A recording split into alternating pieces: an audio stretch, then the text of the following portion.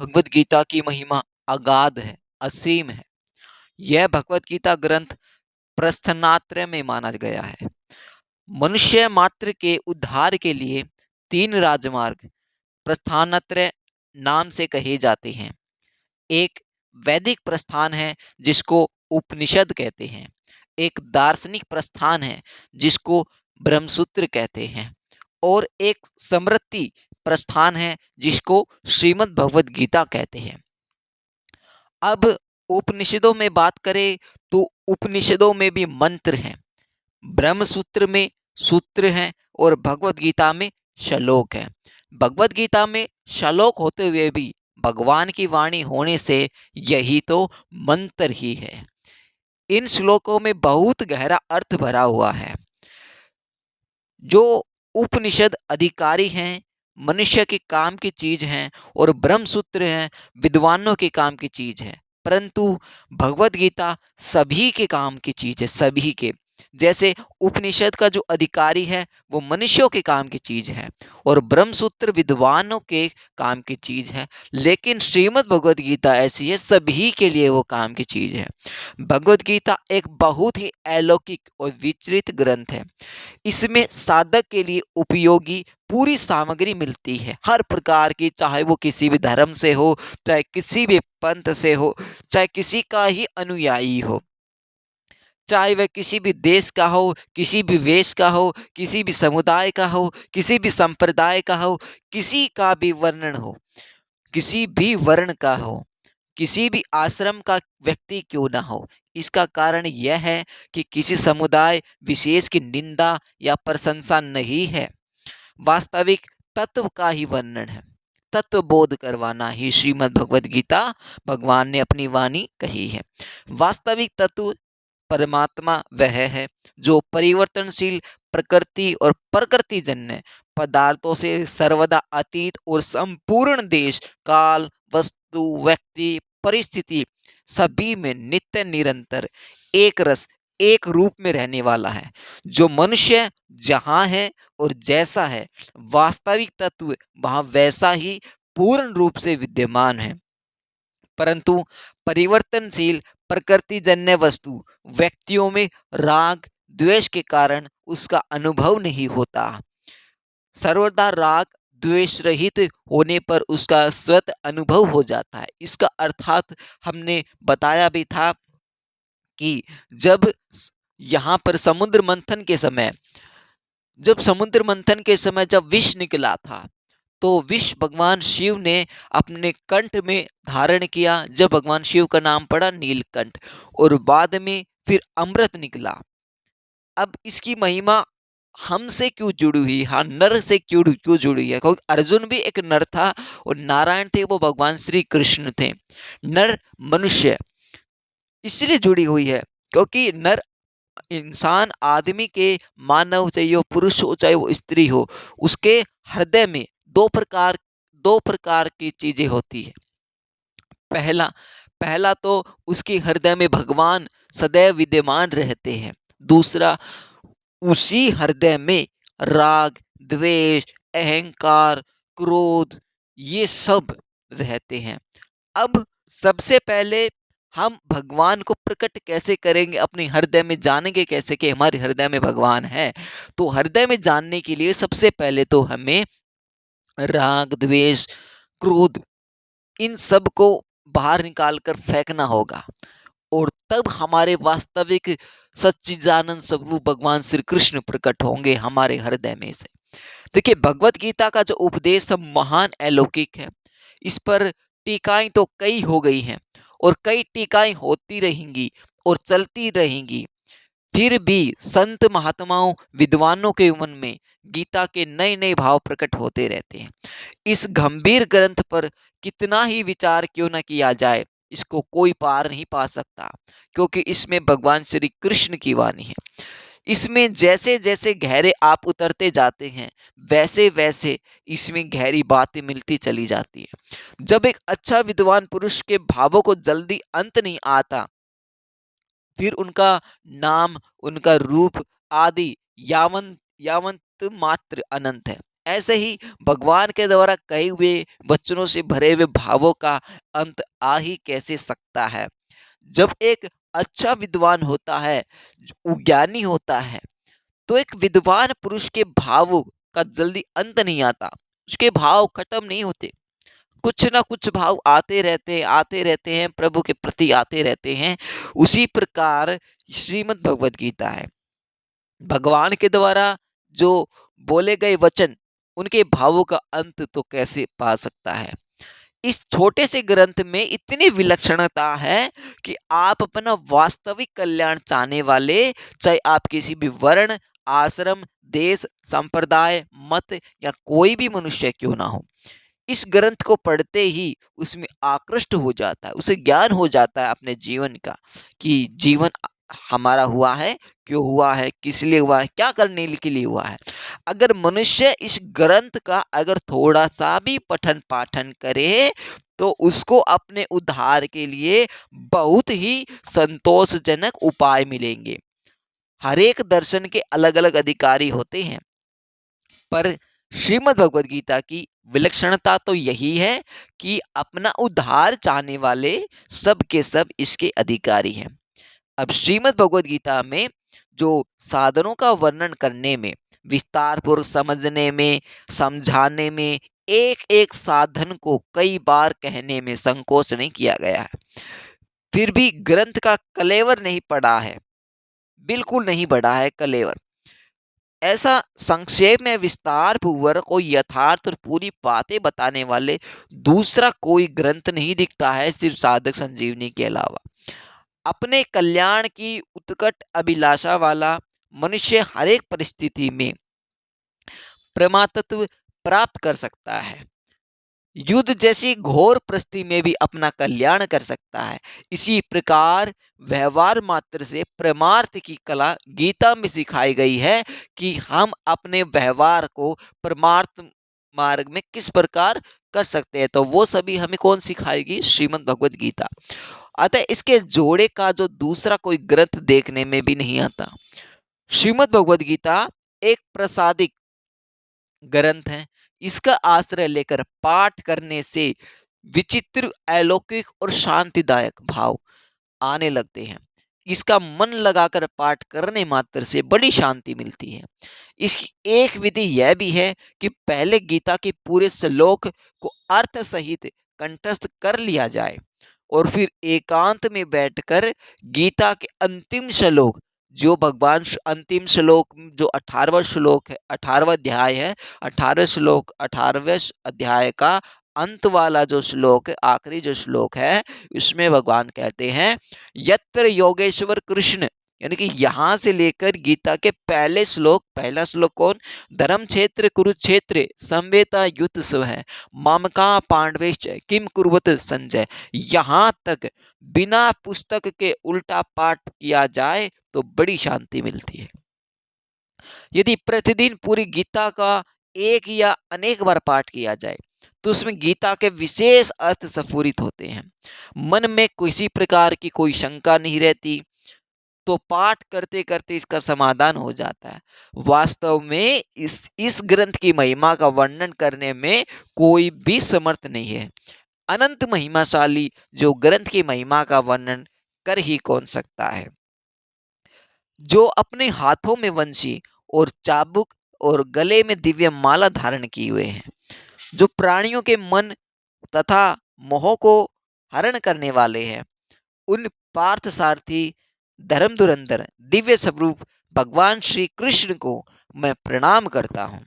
भगवान श्री कृष्ण जी के द्वारा गाई हुई करुणा दुर्वृता गीता जगत के हिते, जगत की भलाई, उनके कल्याण के लिए कर्तव्य की दीक्षा, समता की शिक्षा, ज्ञान की भिक्षा और शरणागति का तत्व प्रदान करने वाली है।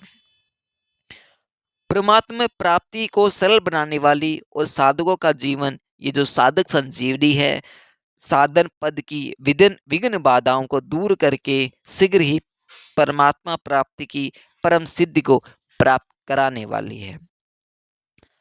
अब गीता का खास लक्ष्य क्या है? तो गीता किसी वाद को लेकर नहीं चली है, अर्थात द्वैत अद्वैत विदिष्टाद्वैत, द्वैताद्वैत, विशुद्धाद्वैत, अचिंत्य भेदाभेद। किसी भी वाद को, किसी भी एक संप्रदाय को, किसी एक सिद्धांत को लेकर नहीं चली है। गीता का मुख्य लक्ष्य यह है कि मनुष्य किसी भी वाद, मत, सिद्धांत को मानने वाला क्यों ना हो, इसका प्रत्येक परिस्थिति में कल्याण हो जाए, वह किसी भी परिस्थिति में परमात्मा प्राप्ति से वंचित ना रहे। जीवन मिला है तो श्रीमद् भगवद गीता एक ऐसा अचूक बूटी है, अगर हमने इसका अध्ययन किया तो हम अपने जीवन को समझ जाएंगे, अपने जीवन को बेकार नहीं करेंगे।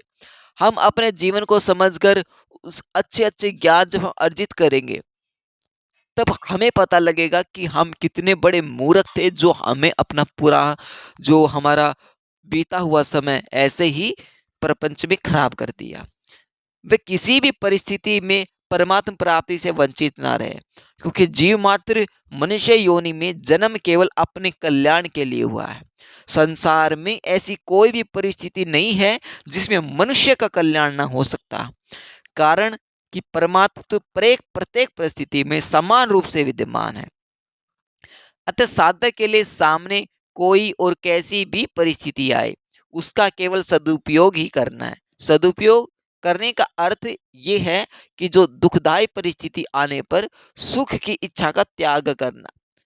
दुखदायी परिस्थिति जैसे एक मानव पर, एक नर पर, एक पुरुष, एक स्त्री पर दुख आता है, तो फिर वो सुख की इच्छा करता है कि ये जो दुख है, ये दुख जल्दी से हट जाए और सुख आ जाए, तो वो सुख की इच्छा का करता है।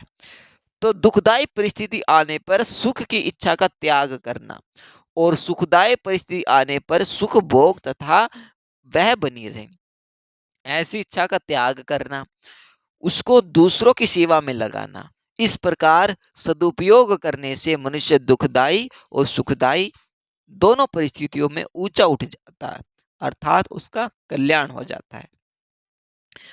हमारे प्रिय गुरुदेव भगवान कहते हैं कि सुख और दुख, एक साधक वही है, एक मेरा जो सबसे प्रिय शिष्य वही है जो सुख और दुख को समान रूप से अपने जीवन में लेकर चले, अपने जीवन में उतारे सुख और दुख को बराबर में।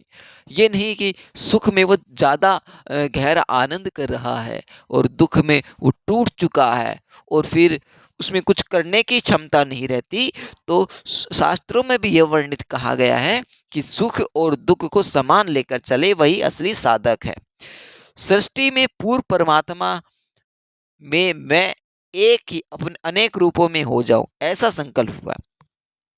ऐसा संकल्प से एक ही परमात्मा प्रेम वर्दी की लीला के लिए, प्रेम का आदान प्रदान करने के लिए स्वयं भगवान श्री कृष्ण और श्री जी जो हमारी लाडली जी हैं, हमारी श्री राधा हैं, इन दो रूपों में प्रकट हो गए।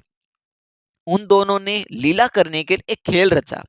उस खेल के लिए प्रभु के संकल्प में अनंत जीवों की, जो कि अनादिकाल से थे, और खेल के पदार्थों शरीर आदि की सृष्टि हुई।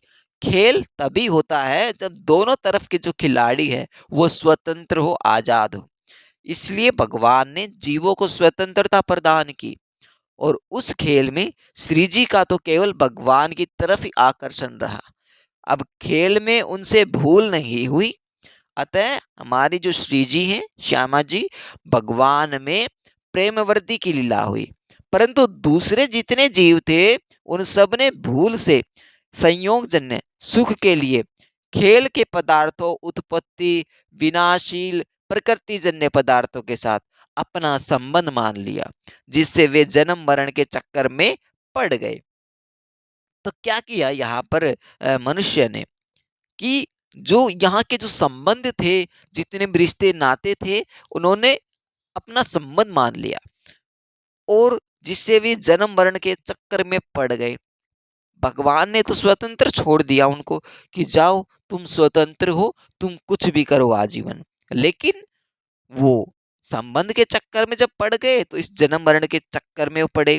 जन्म मरण के चक्कर में पड़ेंगे तब तक माया इनके लपेटते रहेगी। खेल के पदार्थ केवल खेल के लिए ही होते हैं, किसी के व्यक्तिगत नहीं होते, परंतु वे जीव खेल खेलना तो भूल गए और मिली हुई स्वतंत्रता का दुरुपयोग करके खेल के पदार्थों अर्थात शरीर आदि व्यक्तिगत मानने लग गए। इसलिए वे इन पदार्थों में फंस गए, भगवान से सर्वदा वह विमुख हो गए। अब अगर वे जीव शरीर आदि उत्पत्ति विनाशील पदार्थों से विमुख होकर भगवान के सम्मुख हो जाएं, तो वे जन्म और मरण रूप महान दुख से सदा सदा के लिए छूट जाएंगे। अतः जीव संसार के विमुख होकर भगवान के सम्मुख हो जाए और भगवान के साथ अपने नित्य योग नित्य संबंध को पहचान ले। इसीलिए श्रीमद् भगवद गीता का अवतार हुआ है और प्रत्येक साधक को साधक संजीवनी बूटी श्रीमद् भगवद गीता का अध्ययन 1 पेज या 2 पेज जितना आपको समय लगे उतना पेज आप यहाँ पर कीजिएगा। अब श्रीमद् भगवद गीता में जहां जहां पर आप जब अध्ययन करेंगे तो एक योग शब्द आएगा। योग, तो योग शब्द आया है, उसमें तीनों में से एक अर्थ की मुख्यता, शेष 2 अर्थ की गौणता है। जैसे युजिर योगे वाले जो योग शब्द में समता संबंध की मुख्यता है, पर समता आने पर स्थिरता और सामर्थ्य भी स्वयं आ जाती है। युज समाधो वाले जो योग शब्द में स्थिरता की मुख्यता है, पर स्थिरता आने पर समता और सामर्थ्य आ जाती है। युज संयमने वाले जो योग शब्द में सामर्थ्य की मुख्यता है, पर सामर्थ्य आने पर समता और स्थिरता भी स्वयं आ जाती है। अतः गीता का योग शब्द बड़ा ही व्यापक है और गंभीरार्थक है। पातंजलि योग दर्शन में चित्तवृत्तियों के लिए निरोध को योग नाम से कहा गया है और उस योग का परिणाम बताया है दृष्टा की स्वरूप में स्थिति हो जाना। इस प्रकार पातंजलि योग दर्शन में योग का जो परिणाम बताया गया है उसी को गीता में योग नाम से कहा गया है। दूसरे अध्याय का जब हम 48वां और छठे अध्याय का 23वां श्लोक जब हम अध्ययन करेंगे तो उसका तात्पर्य है कि गीता चित्तवृत्तियों से सर्वदा संबंध विच्छेद पूर्वक स्वयं सिद्ध समस्वरूप में स्वाभाविक और स्थितियों को योग कहती है। उस समता में स्थिति नित्य योग होने पर फिर कभी उसमें वियोग नहीं होता, कभी वृत्ति रूपता नहीं होती, कभी व्युत्थान नहीं होता। वृत्तियों का निरोध होने पर तो निर्विकल्प अवस्था आती है, पर समता में स्थिति हो आने पर निर्विकल्प बोध होता है। निर्विकल्प बोध अवस्थातीत और संपूर्ण अवस्थाओं का प्रकाशक है। समता समता का है अर्थात नित्य योग का अनुभव कराने के लिए गीता में 3 योग मार्गों का वर्णन किया है और अलग अलग प्रकार से कर्म बताए गए हैं। अलग अलग महापुरुष है वो अलग अलग कर्म बताते हैं, जैसे कि तीन योग मार्ग के 3 मार्गों का वर्णन किया गया है। कर्म योग, ज्ञान योग और भक्ति योग, जिसे हमारे गुरुदेव भगवान भी बताते हैं। स्थूल शरीर, सूक्ष्म शरीर और कारण शरीर 3 प्रकार के शरीर हैं। स्थूल शरीर, सूक्ष्म शरीर, कारण शरीर, इन तीनों शरीरों का संसार के साथ अभिन्न संबंध है। अतः इन तीनों को दूसरे की सेवा में लगा दे, यह कर्म योग हुआ। अगर आपने जो इस शरीर को दूसरों की सेवा में लगा दिया, जैसे आप दूसरों की सेवा कर रहे हो, माता पिता की सेवा कर रहे हो या फिर किसी भिक्षु की सेवा कर रहे हो, तो ये आपका कर्म योग हुआ। स्वयं इनसे असंग होकर अपने स्वरूप में स्थित हो जाए तो वह ज्ञान योग हुआ। स्वयं इनसे असंग होकर, ये आपके असंग होकर और फिर आपको अपने स्वरूप में स्थित हो जाए तो ये ज्ञान योग हुआ। और स्वयं भगवान के समर्पित हो जाए तो वो भक्ति योग हुआ। अब जिस प्रकार आपने अपने माता पिता की सेवा की तो ये एक कर्म बना आपका, ये बना एक कर्म। लेकिन जब आपको ये सब पता है कि हमें माता पिता की सेवा करनी चाहिए, हमें अपना फायदा नुकसान ये सब नहीं देखना है, तो उस समय जब हम वह कार्य करते हैं तो उसका स्वरूप ऐसा निकल के आ जाता है, तब हमें ज्ञान योग हुआ उस समय। और जब हम भगवान के समर्पित हो जाते हैं तो उसे भक्ति योग कहते हैं। इन तीनों योगों को सिद्ध करने के लिए अर्थात अपना उद्धार करने के लिए मनुष्य को 3 शक्तियां प्राप्त हैं। 3 शक्तियां मनुष्य को प्राप्त है, पर वह समझता नहीं है। पहली शक्ति ये है करने की शक्ति, जो बल मिलता है। जानने की शक्ति जो ज्ञान, और मानने की शक्ति जो कि विश्वास। ये मनुष्य जानता है पर वह करता नहीं है, निभाता नहीं है। करने की शक्ति निस्वार्थ भाव से संसार की सेवा करने के लिए है, जो कर्म योग है। जानने की शक्ति अपने स्वरूप को जानने के लिए है, और जो ज्ञान योग है वो मानने की शक्ति भगवान को अपना तथा अपने को भगवान मानकर सर्वदा भगवान के समर्पित होने के लिए है, जो भक्ति योग है। जिसमें करने की रुचि अधिक है वह कर्म योग का अधिकारी है। जिसमें अपने आप को जानने की जिज्ञासा अधिक है वह ज्ञान योग का अधिकारी है। जिसका भगवान पर श्रद्धा विश्वास अधिक है वह भक्ति योग का अधिकारी है। अब जो भगवान श्री कृष्ण की प्रिय भक्त मीरा, वो सदा भगवान में ही डूबी रहती थी, तो उसे कौन सा योग था? उसे भक्ति योग था। ये तीनों ही योग मार्ग परमात्म प्राप्ति के लिए स्वतंत्र साधन है। अन्य जो सभी साधन हैं इन तीनों के ही अंतर्गत आ जाते हैं। सभी साधनों का एक खास काम है जड़ता से संबंध। जड़ता से उसका संबंध होता है सभी साधनों का, यानी विच्छेद करना। अतः जड़ता से संबंध विच्छेद करने की प्रणालियों साधनों में तो फर्क रहता है, पर जड़ता से संबंध विच्छेद होने पर सभी साधन एक हो जाते हैं।